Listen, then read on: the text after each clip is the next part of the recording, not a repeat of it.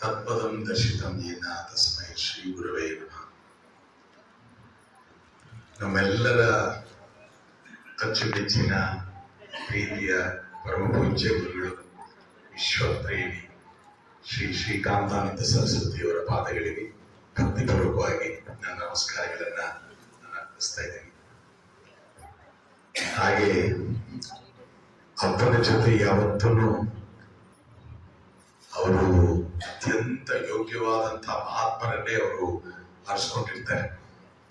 ಅದು ಬಹಳ ವಿಶೇಷ.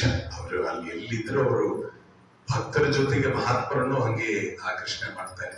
ಹಾಗೆ ಇಲ್ಲಿ ಉಪಸ್ಥಿತರಾಗಿರುವಂತಹ ನಮ್ಮ ಪರಮ ಪೂಜ್ಯ ಗುರುಗಳು ಬ್ರಹ್ಮಾನಂದ ತೀರ್ಥರು, ಪರಮ ಪೂಜ್ಯ ಗುರುಗಳು ಶ್ರೀ ಸುಬೋಧಾನಂದ ಸ್ವಾಮೀಜಿ, ಹಾಗೆ ಪರಮ ಪೂಜ್ಯ ಶ್ರೀ ವಿನಯಾನಂದ ಸರಸ್ವತಿಯವರು, ಪರಮ ಪೂಜ್ಯ ಶ್ರೀ ಸತೀಶ್ ಗುರುಜಿಯವರು, ಎಲ್ಲರಿಗೂ ಕೂಡ ನಾನು ಭಕ್ತಿಪೂರ್ವಕವಾಗಿ ನನ್ನ ನಮಸ್ಕಾರಗಳನ್ನ ಅರ್ಪಿಸ್ತೀನಿ. ಬಹಳ ಇಲ್ಲಿರುವಂತಹ ಎಲ್ಲ ಆತ್ಮೀಯ ಗುರುಬಂಧುಗಳು ಎಲ್ಲರೂ ಸ್ವಾಮೀಜಿ ಹೇಳಿದ ಹಾಗೆ ಬಹಳ ಮುಖ್ಯ ಏನಂತಂದ್ರೆ, ಗುರುಭಕ್ತಿ ಯಾರಲ್ಲಿದೆಯೋ ಅವರು ಸನ್ಮಾರ್ಗದಲ್ಲಿರುವವರು, ಸತ್ಪುರುಷರು, ಸಜ್ಜನರು, ಅವರೆಲ್ಲರೂ, ನೀವೆಲ್ಲರೂ ಹಾಗೆ ಗುರುವಿನ ಆಶ್ರಯದಲ್ಲಿ ಒಳ್ಳೆ ಮಾರ್ಗದಲ್ಲಿ ನಡ್ಕೊಂಡು ಬರ್ತಾ ಇದ್ದೀರಿ. ನೀವೆಲ್ಲರೂ ಕೂಡ ನನ್ನ ಪ್ರೀತಿಪೂರ್ವಕವಾದಂತಹ ನಮಸ್ಕಾರಗಳನ್ನ ಅರ್ಪಿಸ್ತಾ ಇದ್ದೀನಿ. ಹೊಸದುರ್ಗ ಅನ್ನೋದೇನೆ ನಮಗೆ ಪ್ರತಿ ಸಲವೂ ಅದು ಒಂದು ಹೊಸತನ್ನ ಕೊಡ್ತಾನೆ ಇದೆ. ಬಹಳ ವಿಶೇಷ ಇದು. ಅಪ್ಪನ ಮೂಲ ಕ್ಷೇತ್ರ ಅನ್ನೋ ಭಾವನೆ ಒಂದಿದೆಯಲ್ಲ, ಅಪ್ಪ ಇಲ್ಲೇ ಬೆಳೆದ್ರು, ಇಲ್ಲೇ ಅವರು ಓಡಾಡಿದ್ರು, ಇಲ್ಲೇ ಅವರ ಲೀಲೆಗಳನ್ನು ತೋರಿಸಿದ್ರು ಅನ್ನುವಂಥದ್ದು ಅದು ಬಹಳ ವಿಶೇಷವಾದಂಥದ್ದು. ಅಪ್ಪನ ಒಂದು ಆಶ್ರಯದಲ್ಲಿ ಬಂದಿರೋ ಎಲ್ಲರಿಗೂ ಕೂಡ ಅದು ಬಹಳ ದೊಡ್ಡ ವಿಚಾರ ಆಗುತ್ತೆ. ಈ ಕ್ಷೇತ್ರದಲ್ಲಿ ಅಪ್ಪನ ಲೀಲೆಗಳೆಲ್ಲ ನಡೆದು ಅನ್ನೋದು ಅಂದ್ರೆ ಕ್ಷೇತ್ರ ಮತ್ತು ಚೈತನ್ಯ ಎರಡು ಒಟ್ಟಿಗೆ ಸೇರ್ಕೊಂಡಿದೆ. ಇಲ್ಲಿ ಬಹಳ ಪರಿಣಾಮ ಆಗಿರುವಂತಹದ್ದು. ಇವತ್ತು ಯುವಕರ ಸಂಘದ 20ನೇ ವರ್ಷದ ವಾರ್ಷಿಕೋತ್ಸವನ್ನ ಆಚರಿಸ್ತಾ ಇರುವಂತಹದ್ದು. ಎಲ್ಲ ಆ ಸಂಘದ ಎಲ್ಲ ಸದಸ್ಯರಿಗೂ, ಎಲ್ಲ ಆತ್ಮೀಯರಿಗೂ ಕೂಡ ನನ್ನ ಪ್ರೀತಿಪೂರ್ವಕವಾದಂತಹ ಶುಭಾಶಯಗಳನ್ನ ನಾನು ಮೊದಲು ಹೇಳ್ತೀನಿ. ಹಾಗೆ ಬಾಲಕರ ಸಂಘದ ಒಂದು ಪುಟ್ಟ ಬಾಲಕರು, ಬಾಲಕಿಯರು, ಎಲ್ಲರೂ ಮಕ್ಕಳದೊಂದು ಸಂಘ, ಅವ್ರದೊಂದು ಉದ್ಘಾಟನೆ. ಪಾಪುಗಳ ಸಂಘ, ಇಷ್ಟು ಬ್ಯೂಟಿಫುಲ್ ನೋಡಿ. ಆಕ್ಚುಲಿ ಪಾಪುನ ಸ್ವಲ್ಪ ನೀವು ಅರ್ಥ ಮಾಡ್ಕೊಂಡ್ರೆ ಪರಮ ಪೂಜ್ಯರ ಬಿಡ್ತಾರೆ. ಪಾಪು ಅನ್ನೋದ್ರಲ್ಲಿ ಪಾಪು ಪರಮ ಪೂಜ್ಯರ,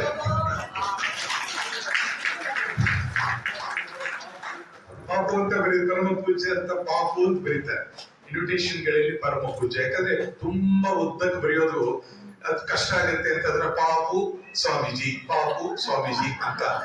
ಅಂದ್ರೆ ನೀವು ಇನ್ನೊಂದ್ ತರ ನೋಡಿದ್ರೆ ಅವರು ಪಾಪುಗಳು ಅಂತ. ಹಾಗೆ ಬಹಳ ಅನ್ವರ್ಥನಾಮರು ಪಾಪು ಅಂತ ಅನಿಸ್ಕೊಳ್ಳೋಕೆ ನಮ್ಮ ಗುರುಗಳೇ.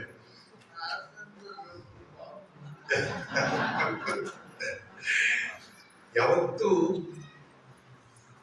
ತುತ್ತ ತುರಿಯ ಸ್ಥಿತಿಯನ್ನ ತಲುಪಿದಂತಹ ಯೋಗಿ ಅವರು ಮಕ್ಕಳಾಗೆ ಇರ್ತಾರೆ. ನಮ್ಮ ಜೀವನದ ದೊಡ್ಡ ಧ್ಯೇಯ ನಿಜವಾಗ್ಲೂ ಏನಾಗ್ಬೇಕು ಅಂತಂದ್ರೆ, ಎಲ್ಲ ಅಧ್ಯಾತ್ಮದ ಸಾರ ಮುಖ್ಯವಾಗಿ ಏನಂತಂದ್ರೆ, ನಾವು ಚಿಕ್ಕಂದಿಂದ ಬೆಳೀತಾ ವಯಸ್ಸಿನಲ್ಲಿ ಬೆಳೀತಾ ಇರ್ತೀವಿ, ವಿಚಾರಗಳನ್ನ ಲೌಕಿಕವಾಗಿ ಬೆಳೀತಾ ಇರ್ತೀವಿ, ಎಲ್ಲ ಬೆಳೀತಾ ಮಕ್ಕಳಿಂದ ದೊಡ್ಡವರಾಗ್ಬಿಡ್ತೀವಿ. ಆದ್ರೆ ಅಧ್ಯಾತ್ಮ ಹೇಳ್ಕೊಡೋದು ಏನಂತಂದ್ರೆ, ಗುರು ಹೇಳ್ಕೊಡೋದು ಏನಂದ್ರೆ ಮತ್ತೆ ಮಕ್ಕಳಾಗಿ ಅಂತ. ನಾವು ಪುನಃ ಮಕ್ಕಳಾಗಿ ಮಾನಸಿಕವಾಗಿ ವಯಸ್ಸಿನಲ್ಲಿ ದೇಹದಲ್ಲಿ ದೊಡ್ಡವರಾಗಿರ್ಬೇಕು.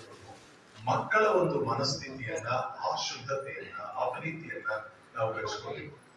ಹಾಗೆ ಬಹಳ ಸಂತೋಷ. ಒಂದು ಇಲ್ಲಿ ಬಂದಾಗಲೆಲ್ಲ ನನಗೆ ಒಂದು ಸ್ಟ್ರೈಕಿಂಗ್ ಒಂದು ಎಕ್ಸ್ಪೀರಿಯನ್ಸ್ ಏನಂತಂದ್ರೆ, ಎಲ್ಲರೂ ನನ್ನನ್ನ ಕಲಾವಿದ ಅಂತ ಎಲ್ಲರೂ ನೋಡ್ತಾರೆ, ನೋಡಿ ಶ್ರೀಧರ್ ಅಂತ ಗುರುತಿಸ್ತಾರೆ, ಮಾತಾಡಿಸ್ತಾರೆ, ನೀವು ಬಂದಿದ್ ಸಂತೋಷ ಅಂತೇನೋ ಅಂತಾರೆ.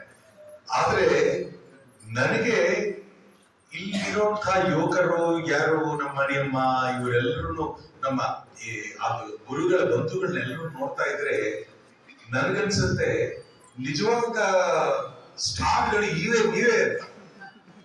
ನಿಜವಾದ ಸ್ಟಾರ್ಗಳು ನೀವೇ. ಸಿನಿಮಾ ಪರದೆ ಮೇಲೆ ಮಿಂಚದು ತೆಗೆಯಲ್ಲ, ಅದು ಬೆಳಕು ಆಟ ಅಷ್ಟೇ. ಬೆಳಕಿನಲ್ಲಿ ಬರ್ತೀವಿ, ಯಾರೋ ಏನೋ ನಾವು ಮಾಡೋದು ಮಾಡ್ತೀವಿ, ಹೋಗ್ತಾ ಇರ್ತೀವಿ. ಆದ್ರೆ ಜೀವನದಲ್ಲಿ ಉಳಿಯೋದು ಯಾವ್ದು ಅದು ಉಳಿಯೋದಿಲ್ಲ. ಅದು ಕಲಾವಿದ ಎಲ್ಲಿವರೆಗೂ ಇರ್ತಾನೆ, ಅವ್ನು ಉಳಿಯೋದಿಲ್ಲ. ಒಂದಷ್ಟು ದಿನ ಅಷ್ಟೇ ಕಲಾವಿದನ ಕೆಲಸ ಉಳಿಯುತ್ತೆ ಅಂತಂದ್ರು ಕೆಲವರದು ಮಾತ್ರ.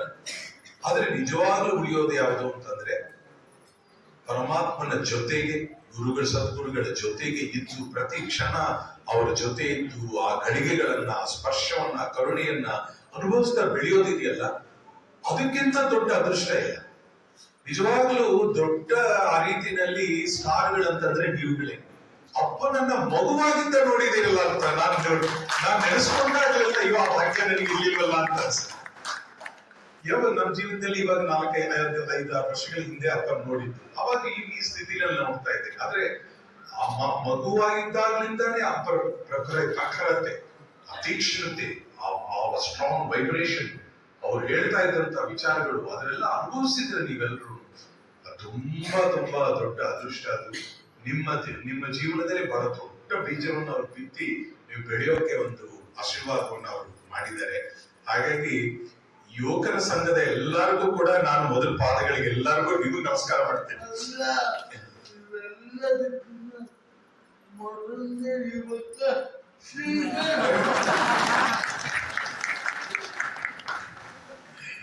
ತುಂಬಾ ಸಂತೋಷ.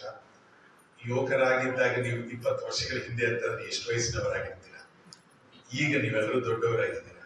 ಆ 20 ವರ್ಷದ ಜರ್ನಿ ಅಪ್ಪನ ಒಂದು ಆಶ್ರಯ, ಮಾರ್ಗದರ್ಶನ, ಅದರಲ್ಲಿ ಅವರ ಲೀಲೆಗಳು ನೋಡ್ತಾ ನಡೆದಿದ್ದು.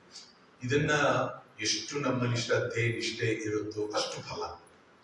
ನಮಗೆ ಸಮುದ್ರಕ್ಕೆ ಹೋಗಿ ಎಷ್ಟು ನೀರು ತರ್ತೀವೋ, ಗಂಗಾಜಲನೇ ತರ್ಬೋದು, ಅದು ನಮ್ಮ ಬೊಗಸೆ, ಅದಿಷ್ಟು ಅಷ್ಟೇ ನಮಗೆ ಪ್ರಾಪ್ತಿ. ನಮ್ಮಲ್ಲಿ ಎಷ್ಟು ಶ್ರದ್ಧೆ ಇದೆಯೋ, ಎಷ್ಟು ಸಮರ್ಪಣೆ ಇದೆಯೋ, ಸ್ವಾಮಿಗಳೆಲ್ಲ ಹೇಳಿರೋ ಹಾಗೆ ಸ್ವಾಮೀಜಿ ಹೇಳೋದು ಶರಣಾಗತಿ ಅಂತ.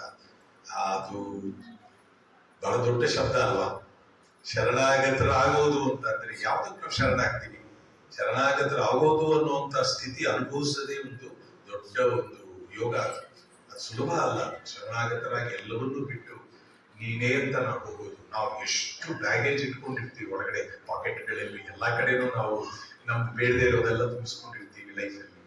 ಆ ಬ್ಯಾಗೇಜನ್ನೆಲ್ಲ ಪಕ್ಕಕ್ಕೆ ಇಟ್ಟು ಏನಿಲ್ಲಪ್ಪ ಅಂತ ಆ ಮನಸ್ಸು ಅಷ್ಟು ಖಾಲಿಯಾಗಿ ಗುರುಗಳ ಹತ್ರ ನಿಲ್ಲೋದು ಒಂದು ದೊಡ್ಡ ಭಾಗ್ಯ. ಆ ತರ ಎಲ್ಲರೂ ಇಲ್ಲಿ ಹೊಸದುರ್ಗದಲ್ಲಿ ಎಲ್ಲಾ ಕಡೆನೂ ಆ ತರ ಭಕ್ತರು ಇದ್ದಾರೆ. ಆದ್ರೆ ವಿಶೇಷ ನಮ್ಮ ಮಣಿಯಮ್ಮ ನೋಡಿದ್ರೆ ಅಂತೂ ಏನು ನನಗೆ ಎಷ್ಟು ಆನಂದ ಆಗುತ್ತೋ. ಅಮ್ಮ ಎಷ್ಟು ಅಪ್ಪನ ಜೊತೆನೇ ಅವ್ರನ್ನ ಆಡಿಸ್ಕೊಂಡು